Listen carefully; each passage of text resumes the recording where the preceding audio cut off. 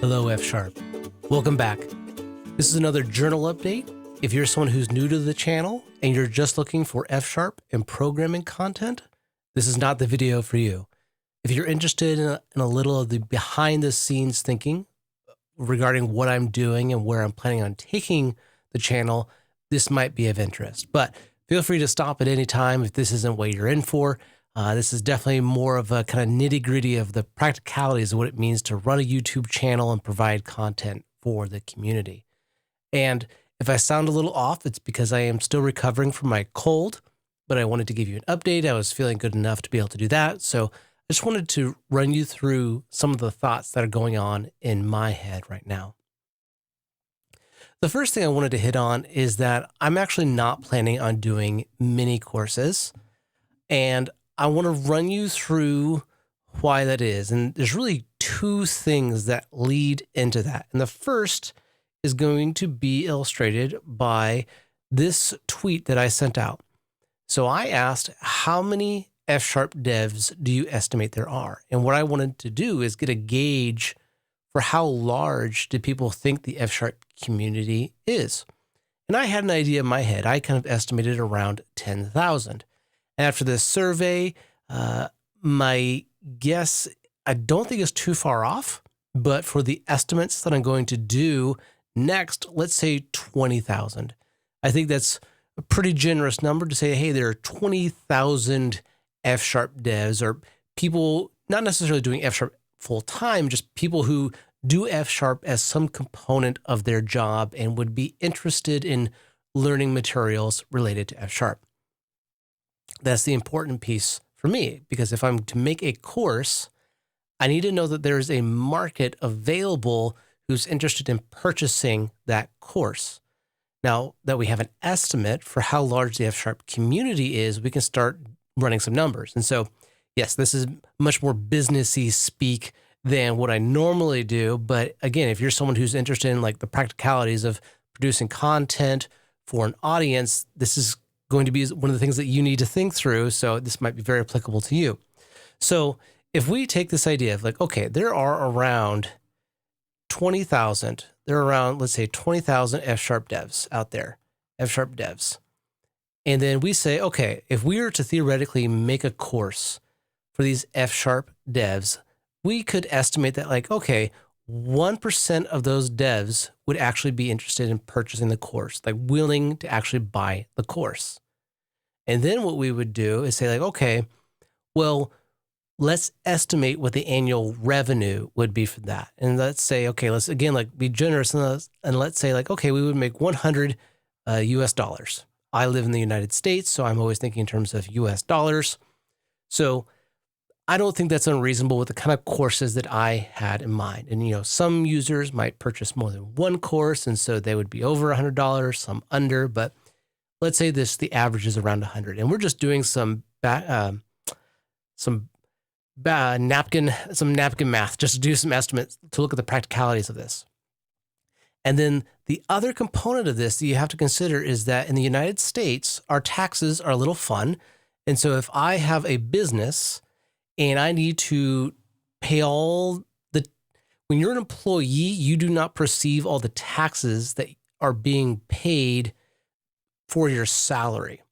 An employee in the United States, usually half of the cost for the company is their salary. There's all the other benefits and taxes that go on top of that. So that means when you want to estimate how much money would you actually bring home after taxes, you need to multiply this number by 50%. You're only going to bring home approximately 50% of what that top line revenue is going to be. And so with that in mind, the best I could hope for if I was to create courses and sell those to the community would be $10,000. That is what I would actually be able to bring home and have available to feed my family and pay my mortgage and the other practicalities of life. I know that this is probably a lot of money in a lot of places in the world, and I do not mean to be disparaging to anyone. I'm not looking down at anyone. So when I say this is not much money, I'm I'm speaking from someone who's living in Portland, Oregon, which is the third most expensive city in the western part of the United States, and I cannot move. My family is here, the grandparents are here, the cousins are here, and my wife and I have decided to prioritize being available to care for our parents as they get older. So moving is not an option. So I can't really move to a less expensive part of the United States. That would be lovely, but the family is a higher priority. So $10,000, that's not really enough to, that's not much. And if you looked at the Stack Overflow surveys from the last few years, I think the average F# dev salary is somewhere around $120,000. And yeah, I'm just going to say, like, this is not nearly enough money. So for me, when I look at that, I'm just like, And it really comes down to this number here, the number of F# developers. And so if you're thinking like, but Matthew, I've seen all these people online who create courses and they make a living doing that. This is true. They are typically doing that for much larger developer communities. JavaScript, C#, Python, Java. Those are huge communities. I saw one estimate for the C#, like the number of C# devs in the world, around 6.8 million people. So you take this number, let's do this for C# developers, and now it's going to make sense, like why someone could actually do this. So let's say like, hey, there are 5 million C# developers. And again, we're going to say, hey, we're only going to be able to sell to 1% of them. And let's say, we're only going to make $20 per person that we sell to. And again, we have that 50% tax rate here in the US. That's going to come to $500,000. Again, US dollars. So this number is a huge deal when it comes to, is it viable to make a living creating educational materials and selling courses for a developer community? And I think this is the key reason that we don't see more of this stuff produced. We saw several produced for Pluralsight. Like if you can go on Pluralsight, Kit Eason has a course there. Tomasz Petracek has a course there. Mark Seaman has a course there. And they're all fantastic. I've been through them all. But the reason that's working is because those courses are part of the whole Pluralsight collective, and their pay structure is very different. So it actually makes sense in that case. So no one's getting rich creating courses for the F# community. So I look at this and like, okay, I got to feed my family. So this is reason one why I'm not actually going to be creating mini courses and charging for them. That doesn't mean I'm not going to create educational content. On the contrary, because there's another reason here. And I think this is a really important phenomenon to think about when it comes to educational material. So on the x-axis, we're going to have the free money. It's the amount of free money that someone has available to just kind of spend on whatever they want. And on the y-axis, we're going to say need for education. Like, how much do you need education? How much do you need learning materials? And I would suggest that the relationship is something like this. Why do I say that? And I say that, and feel free to argue with me in the comments. That's a great place to do that. Is that the amount of free money that you have is kind of roughly correlated to your experience level. And as you get more experienced, the less you need educational materials. And I'm going off of my own experience. I'm not saying this is everyone's experience, but when I started off early in my F# career, I was in desperate need of books, courses, people to talk to, anything in order to kind of get up to speed on F#. And the farther I've gotten into F#, the more experience I have, the less I have need of those things. I don't need F# courses anymore. I don't even really need F# books. I still buy them all because I want to support all the authors, but I'm not buying the book because I need the content of the book. I mean, sometimes it's interesting. Don't get me wrong. I still pick some things up, but there's much less of a need driving that and more just a curiosity. And I hope that does not come across as arrogant, because that's not the intention. But generally, the more experienced you are, the less of a need you're going to have for educational materials. And the more experienced you are, that's also generally when you have more money. You're more experienced, you have more free money, you're worth more, so you tend to get paid more. But when you're early in your career, you have less money. You're in this region and you need that educational material.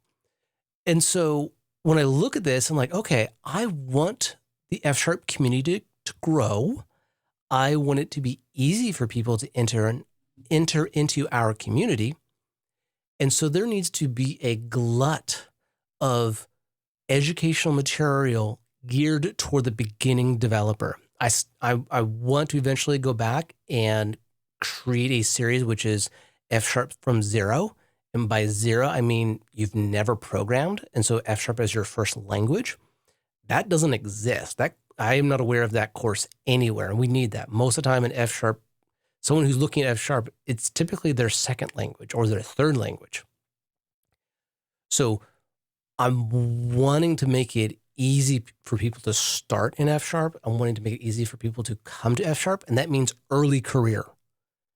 Early career means low experience. Low experience means lower pay, less free money to spend. So it is in the best interest of the community to create an easy way for people to get learning material and to learn and get experience. And so this is what I'm trying to do, just provide that for people. So when I look at this, like, it makes no sense to me if my goal is to help grow the F# community to create courses that now you have to pay for, because the people who have the money are over here and they generally don't need the course. The people who need the course are over here and they don't have the money. Now you might say, hey, Matthew, just create courses for these people. I'm like, okay, well, I could do that. I could make a course on zero allocation F#.